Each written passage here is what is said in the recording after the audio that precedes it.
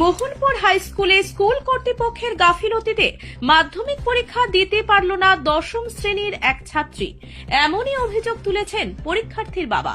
জানা গেছে, ছাত্রী পিয়ালি দাস নবম ও দশম শ্রেণীর সমস্ত সেমিস্টার পরীক্ষায় অংশ নিয়ে উত্তীর্ণ হলেও মাধ্যমিক পরীক্ষার দিন স্কুলের প্রধান শিক্ষক জানান নবম শ্রেণীতে তার রেজিস্ট্রেশনই হয়নি। অভিযোগ, স্কুলে নিয়মিত যাওয়া ও পরীক্ষায় বসার পাশাপাশি অনুপস্থিত জরিমানাও দিয়েছে ছাত্রী। তা সত্ত্বেও জীবনের প্রথম বড় পরীক্ষা দিতে না পারায় প্রশ্নের মুখে স্কুল কর্তৃপক্ষের ভূমিকা। ছাত্রীর বাবার দাবি, স্কুল থেকে বাড়ি মাত্র 2 কিলোমিটার দূরে হলেও কোনোভাবে জানানো হয়নি। এই ঘটনায় মোহনপুরের বিডিওর কাছে অভিযোগ জানিয়েছেন ছাত্রীর বাবা পবন দাস।